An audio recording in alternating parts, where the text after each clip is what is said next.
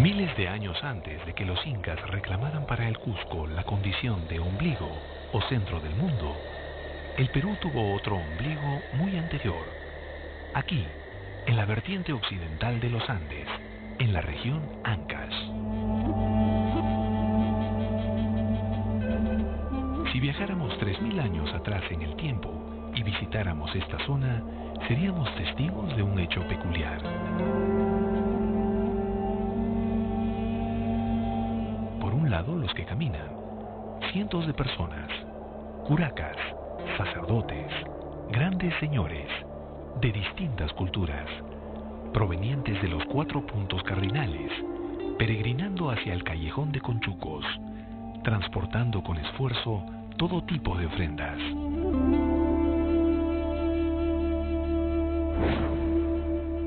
Por otro lado, los que esperan, decenas de sacerdotes, compitiendo unos con otros, para atraer a los peregrinos y así recibir sus favores y sus ofrendas.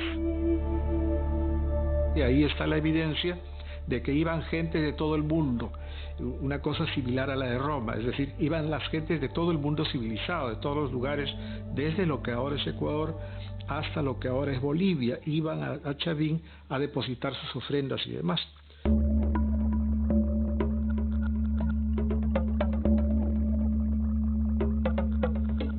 Algunos peregrinos seguían camino a Cajamarca, otros se desviaban a Casma, pero la gran mayoría se enrumbaba hacia el que era considerado el más grande y prestigioso centro religioso y espiritual de todos, Chavín de Huántar.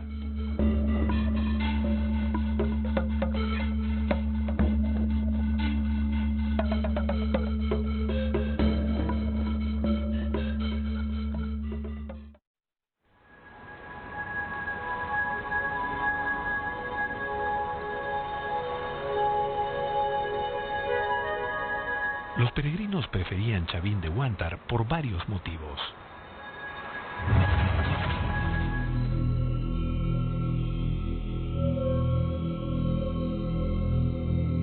En Chavín uno podía escuchar hablar directamente a los dioses, verlos cara a cara, ser testigos de sus prodigios, pedirles consejo, obtener las pruebas de su existencia, ganar sus favores y sobre todo, saber qué clima nos darían en los próximos meses.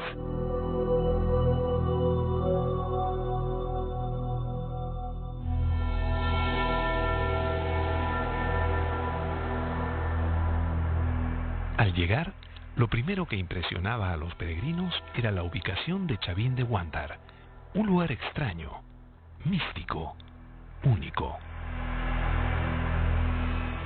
El emplazamiento de Chavín se encuentra enclavado en el callejón de Conchucos, que en realidad casi parece una quebrada, es un valle muy, muy pequeñito y parece aislado del mundo. Muchos estudiosos creen que este lugar pudo ser el ombligo del mundo en referencia al marco cultural de lo que sucedía en el Perú de esos tiempos, ¿no? Y el espacio que eligen para emplazar el templo es muy especial porque es lo que en el mundo andino se conoce como un tincuy, ¿no? Puntos donde dos ríos confluyen, ¿no? Este es un accidente geográfico, pero en el mundo andino la cosmovisión dice que ese es un lugar sagrado, es un lugar mágico, porque hay dos cuerpos de agua que se compenetran.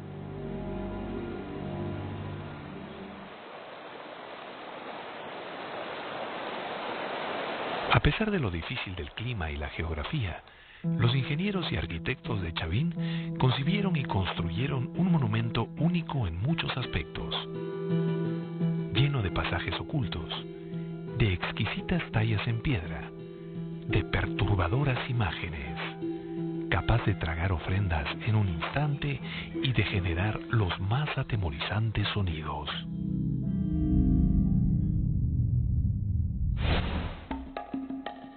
Los más destacados investigadores del Perú prehispánico nos ayudarán a revelar este y otros misterios.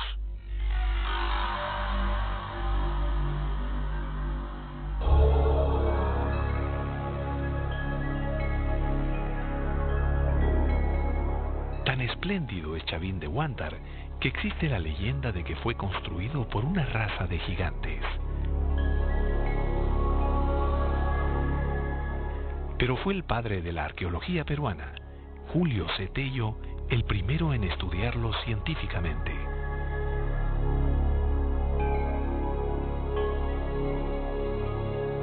Tello planteó a Chavín como la cultura matriz de la civilización peruana. Pero hoy existe una visión distinta.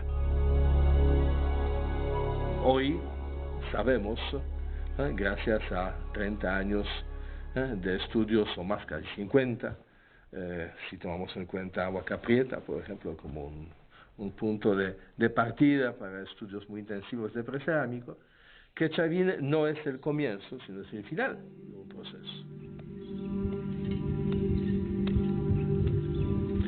Y entonces eso hizo posible para muchos investigadores repensar Chavín.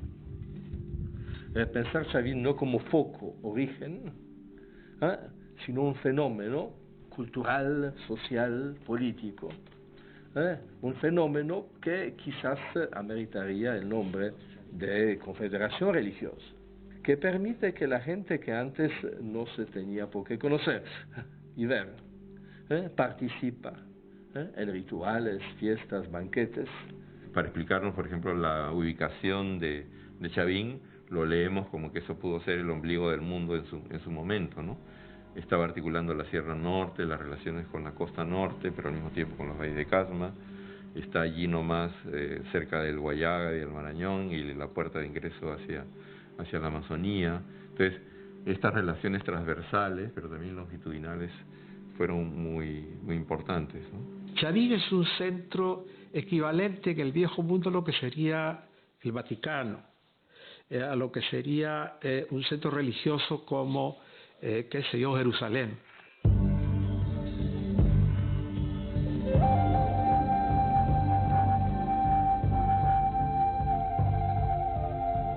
Chavín de Huántar, nuestro más antiguo ombligo del mundo, lugar sagrado de peregrinaje, residencia de los más feroces dioses, fuente de conocimientos futuros. ¿Cómo hicieron los Chavín para sustentar esta leyenda? ¿Realmente podían prever el futuro?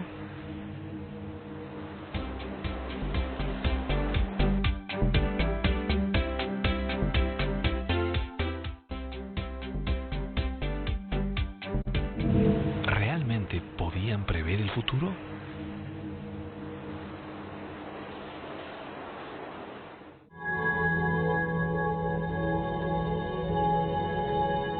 Si bien los sacerdotes Chavín podían determinar el tiempo y las estaciones observando el horizonte, el sol, la luna o las estrellas, todas estas señales resultaban insuficientes para predecir los tiempos de lluvia o sequía, de siembra o cosecha, en un clima siempre fluctuante, especialmente cuando es afectado por el fenómeno del Niño.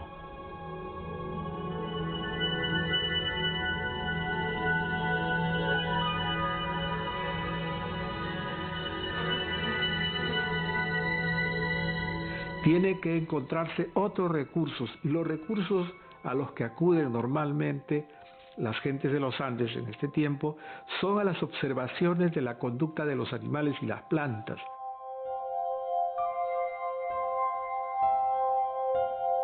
Estas conductas, llamadas hoy indicadores biotérmicos, llegaban a Chavín llevados por los propios peregrinos, en formas de ofrendas a los dioses. Igualmente la concha, el Spondylus, es una concha apreciada, muy apreciada, porque tiene 2 colores, hasta 3 colores, y al mismo tiempo aparece necesariamente con una gran facilidad en función de los cambios de temperatura del agua. De modo que cuando se producen cambios en la temperatura del mar, estas conchas desaparecen o aparecen en cantidad. El observar esto y el tener esto para indicarles a los dioses que tienen estas conchas que encontraron en tal lugar, los dioses, o sea, los sacerdotes, identifican los periodos de Niño que los medían ellos todos los años.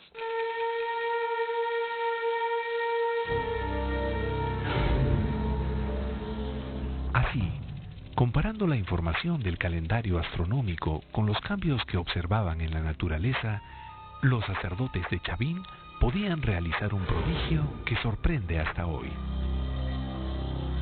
¿De dónde viene su importancia? Es su capacidad de predecir las cosas, es su capacidad de anunciar si habrá una buena cosecha este año, si las cosas se prolongarán por varios años o no, si habrá sequía en tal lugar o en otro.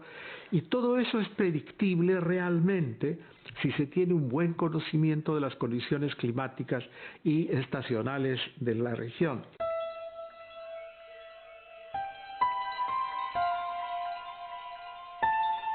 Los peregrinos viajaban desde los lugares más distantes y distintos, atraídos por el prestigioso oráculo de Chavín.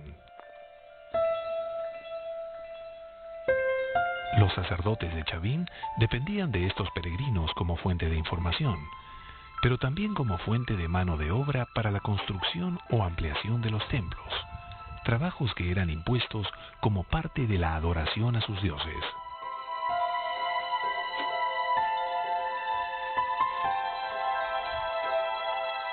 Más allá del poco o mucho esfuerzo que exigía el peregrinaje, para un gobernante o líder de aquella época, regresar de Chavín y revelar a los suyos un pronóstico acertado del tiempo le significaba sin duda un gran prestigio, y no solo reforzaba su estatus, sino que lo aumentaba.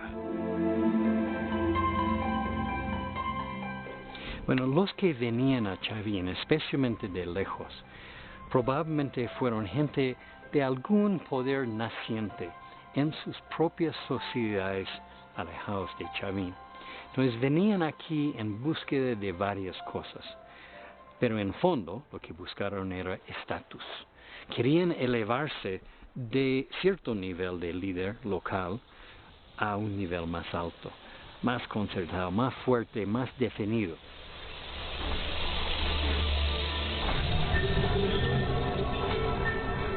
Todo parece indicar que entre los sacerdotes y terribles dioses también habitaron en el complejo algunos iniciados y aspirantes al culto.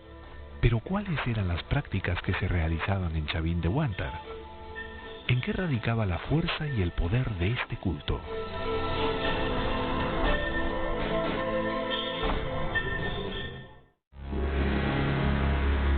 Una vez dentro de Chavín de Huántar, los peregrinos eran recibidos por un espectáculo macabro.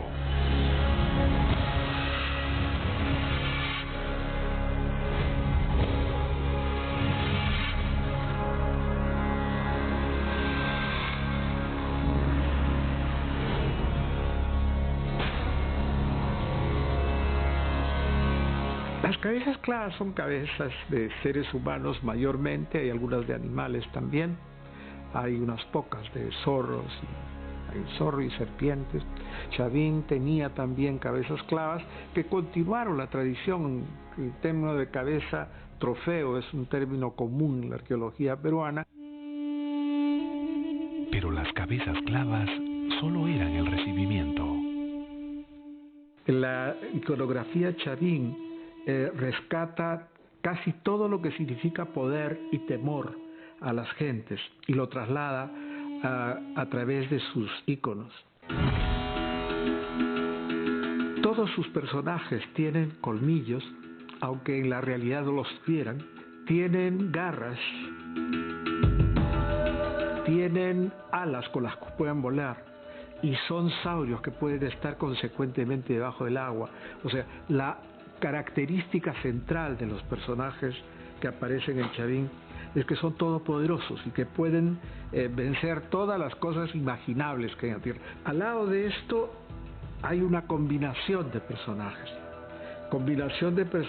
en donde la muerte está permanentemente alrededor, en el entorno, y son personajes que pueden fácilmente tragarse seres humanos de la manera más libre posible.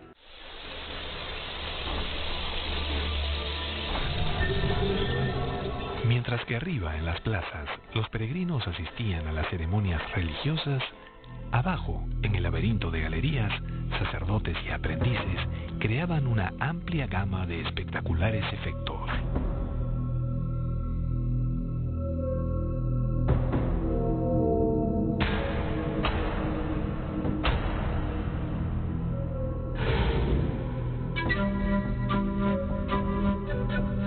Son galerías y canales que fueron construidos dentro de los espacios constructivos, principalmente los edificios. Hay dos clases, hay las galerías y los canales.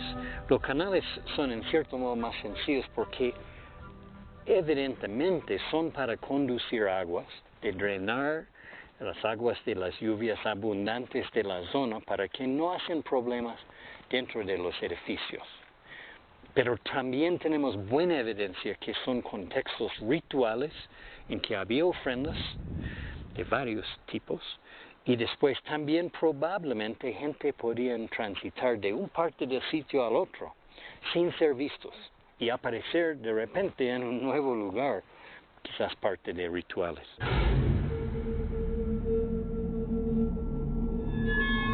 Los sacerdotes también usaban las galerías como instrumento de adoctrinamiento de los iniciados, poniéndolos en contacto directo con sus dioses.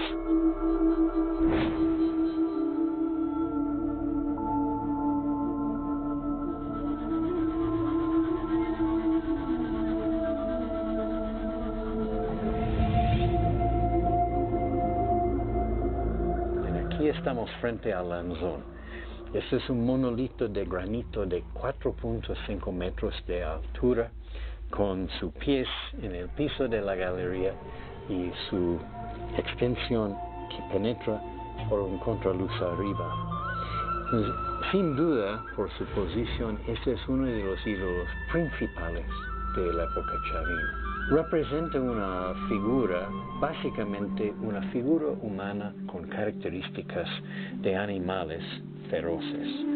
Su cara está aquí, tiene su ojo con la pupila por arriba, o sea, excéntrico, muy típica de Chavín en personajes en un estado alterado de conciencia.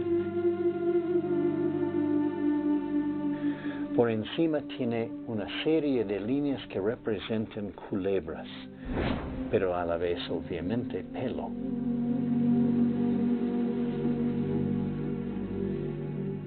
Su nariz está por aquí, tiene un adorno encima del nariz que es otra cara que no explicamos bien. Encima de su cabeza hay un punto hundido y en realidad hay una chacana completa ahí, o sea, una cruz con círculo en su centro, que es un enfoque de interés ahí porque hay también un canal que baja de la parte alta hacia esto.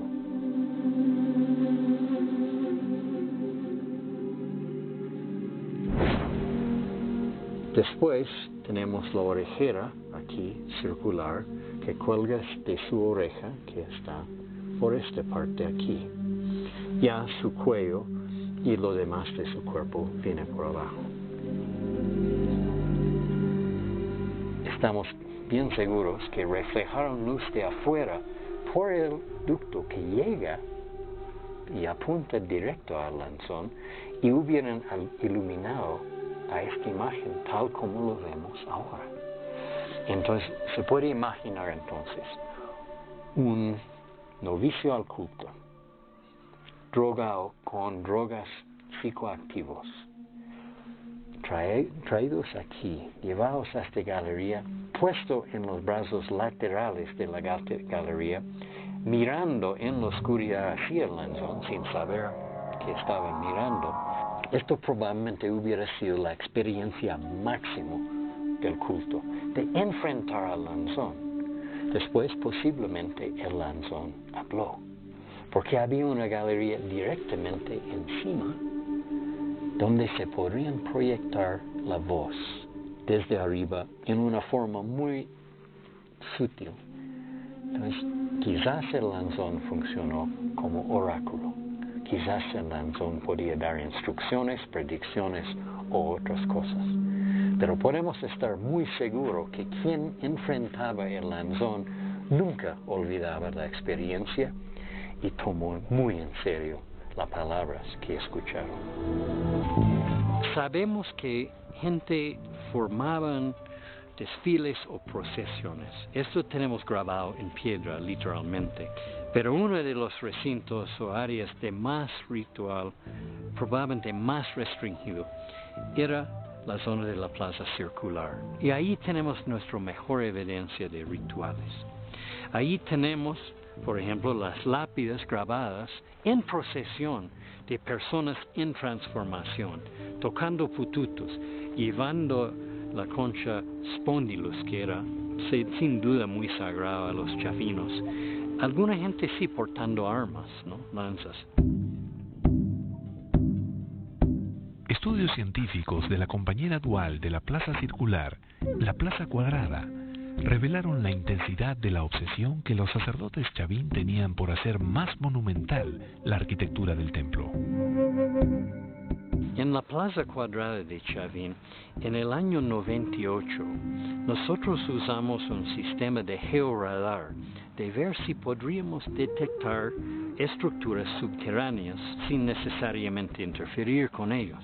Y lo que encontramos es que en el centro de la plaza hay una piedra muy grande de más o menos 16 toneladas, que nos parecía al principio roca madre, pero resultó un canto rodado enorme del río que se habían puesto ahí. A su lado una ofrenda de un mortero, un cuenco de piedra con diseños romboidales en sus lados y otras cosas de ofrenda probablemente dedicatorio a la plaza cuadrada. Pero lo que descubrimos que fue quizás lo más llamativo, excavando por allí y después en los alrededores, es que fue muy obvio y ya para mí completamente comprobado que los chavinos en su último momento de expansión del templo, faltando espacio, movieron el río Mosna varios cientos de metros hacia el este y así ampliaron, crearon nuevo terreno encima de lo que antes era el río y crearon ya un nuevo cauce para el río que lo reforzaron con piedras fuertes porque el río no quiere estar ahí, no es su cauce natural. Desviar el río fue sin duda una proeza de ingeniería para los chavín y para quienes lo seguían expectantes. Sin embargo, no fue la única. Sobre el terreno ganado, trazaron una plaza. Es un espacio muy bien realizado, 49 metros por 49 metros, exactamente cuadrada y plano después de 3.000 años de diferentes espesores y pesos de sobrecarga. Pero lo más impresionante de la plaza realmente es que aquí hay más que 3 metros de construcción de cimientos y capas, que son exactamente los elementos que permiten que esta plaza todavía tenga su planaridad, su inclinación y toda su configuración original después de todo este tiempo.